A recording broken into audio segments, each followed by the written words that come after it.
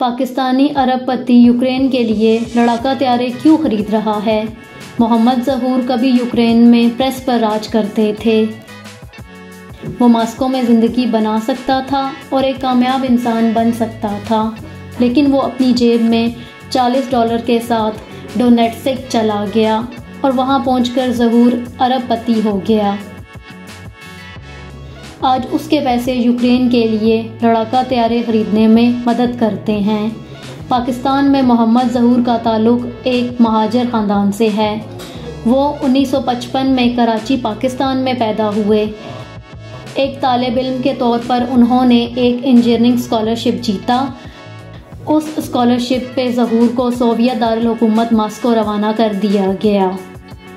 اس وقت ان کے والدین مکہ کی زیارت پر تھے، لیکن ظہور انہیں بتائے بغیر روس چلا گیا۔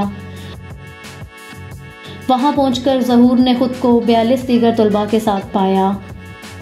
ان میں سے چند طلباء خوش قسمت تھے،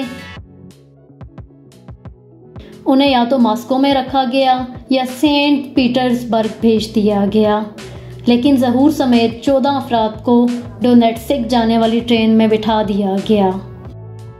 یہ صنعتی شہر مشرقی سوویت یوکرین میں واقع تھا۔ ظہور کی جیب میں اس وقت $40 تھے۔ اس نے بلیک مارکیٹ میں یہ ڈالرز بیچ دیے۔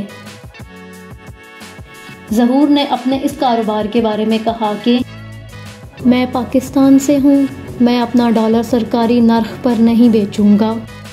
ڈونیٹسک میں ظہور نے اسٹیل سازی کی تعلیم حاصل کی۔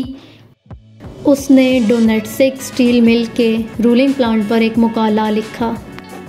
16 سال بعد اس نے وہی اسٹیل کا پلانٹ خرید لیا، لیکن اس سے پہلے ظہور پاکستان واپس آئے۔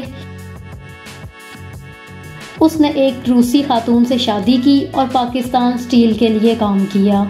اس دور میں پاکستان پر روسی اثر و رسوخ اپنے آخری مراحل میں تھا۔ ظہور کی بیوی کی وجہ سے پاکستانی انٹیلیجنس کی نظر میں دونوں میاں بیوی مشتبہ ہو گئے، چنانچہ 1987 میں وہ ماسکو کے لیے روانہ ہو گئے۔ ظہور کو ایک پاکستانی تجارتی کمپنی میں نوکری مل گئی۔ انہوں نے $100 فی ٹن میں اسٹیل خرید کر اسے $250 میں بیرون ملک فروخت کر کے $1.5 ملین کمائے۔ ظہور نے جلد ہی اپنا کاروبار شروع کر دیا۔ انہوں نے تھائی لینڈ کی ایک اسٹیل کمپنی کے ساتھ پارٹنرشپ سائن کی۔ اس 1990 کی دہائی کے اوائل میں وہ ایک سال میں $40 سے $50 ملین کما رہا تھا۔ سوویت یونین کے اختتام کے بعد اس مرتی ہوئی فیکٹری میں ظہور نے ایک نئی جان بھر دی۔ ظہور کا کہنا ہے کہ وہ لاقانونیت کا دور تھا۔ وہ ایسا دور تھا کہ اگر ڈائناسور آ جائیں تو وہ بھی آپ کا کاروبار کھا جائیں۔ بعد میں اس نے پلانٹ کو $1 بلین میں فروخت کیا۔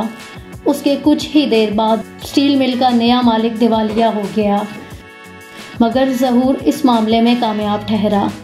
اس نے ریئل اسٹیٹ، مہمان نوازی، تجارت اور میڈیا میں سرمایہ کاری کی۔ چند سالوں کے بعد اس نے یوکرین کا سب سے قدیم انگریزی زبان کا اخبار کیو پوسٹ خریدا۔ اس نے اس سے عرفیت حاصل کی۔ کیو کا پاکستانی پریس شہزادہ۔ ظہور نے دوسری شادی مشہور یوکرینی گلوکارہ کمالیا سے کی، جو ابھی تک ان کے ساتھ ہیں۔ دونوں برطانیہ میں رہتے ہیں۔ وہ 2 بیٹیوں میرابیلا اور اربیلا کی پرورش کر رہے ہیں۔ روس یوکرین جنگ کے آغاز کے بعد سے وہ یوکرین کو امداد فراہم کرتا رہا ہے۔ کمالیا نے انکشاف کیا کہ اس نے اور دیگر ارب پتیوں نے روس یوکرین محاذ پر 2 لڑاکا طیارے بھیجے۔ ظہور نے مجھے یہ بتانے کی اجازت دی ہے کیونکہ ان کے اس سے پہلے ظہور اپنے تمام معاملات کو لوگوں سے چھپاتے رہے۔